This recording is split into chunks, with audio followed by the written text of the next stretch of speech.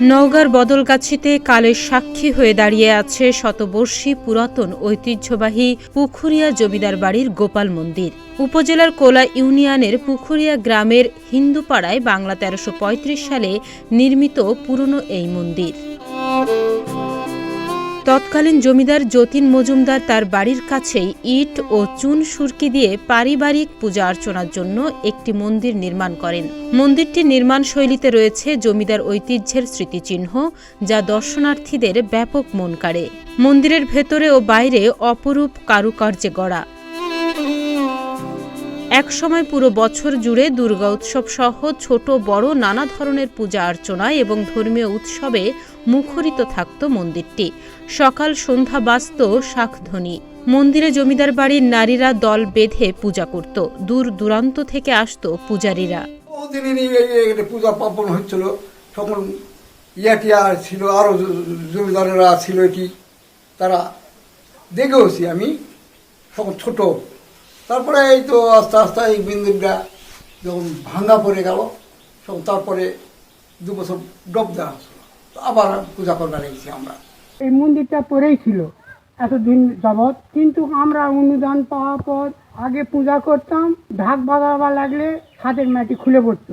মন্দিরের কিছু কাজ বাকি আছে, অনেক কাজ বাকি আছে, যদি সরকার একটু সহযোগিতা করে।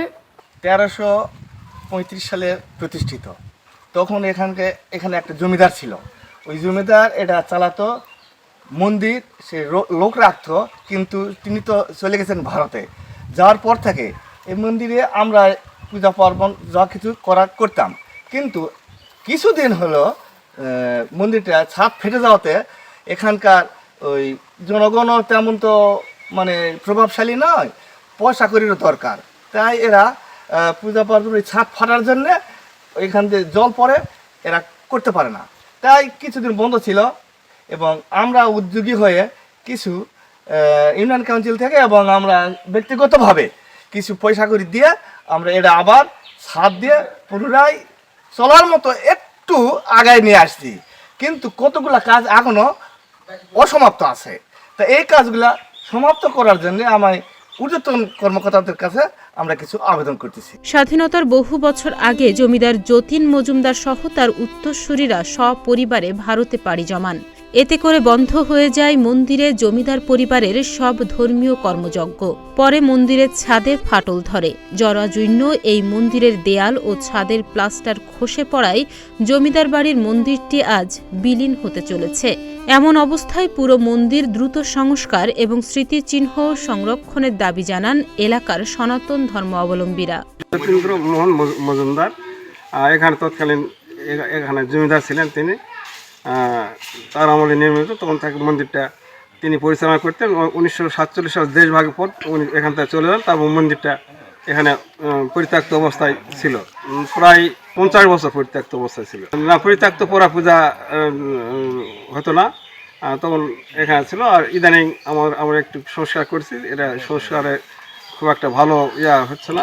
এখন ছোটোখাটো পূজা 2-1টা করতেছি দিনের গুলো, যেমন লক্ষ্মী, সরস্বতী, দুর্গা পূজা করার কোনো এখানে পরিবেশ নাই, ওই জন্য আমরা করতে পারতেছি না।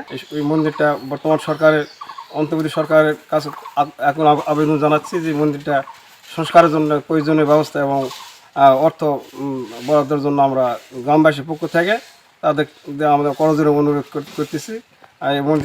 এই মন্দির সংরক্ষণ সহ দ্রুত সংস্কারের জন্য উপজেলা প্রশাসনকে অবগত করার আশ্বাস দেন এই রাজনৈতিক ব্যক্তিত্ব ও সমাজসেবক। পুকুরিয়া গোপাল মন্দির জমিদারদের সবচেয়ে পুরনো ঐতিহ্যবাহী, প্রায় 100 বছরের পুরনো মন্দির। দীর্ঘদিন সংস্কারের অভাবে হিন্দু ধর্মাবলম্বী লোকজনের ধর্মীয় অনুষ্ঠান করা কষ্টকর হচ্ছে।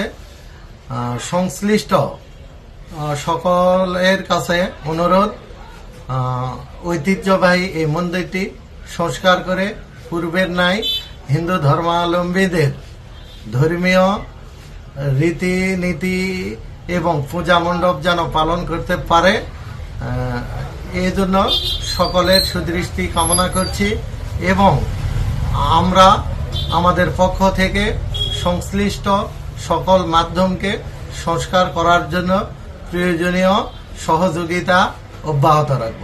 খুব দ্রুত সংস্কার শেষে হয়তো শিগগিরই আবার এই মন্দিরে ছোট বড় সব ধরনের পূজা অর্চনা অনুষ্ঠিত হবে, এমনটাই আশা করছেন এই এলাকার সনাতন ধর্মের সাধারণ মানুষ।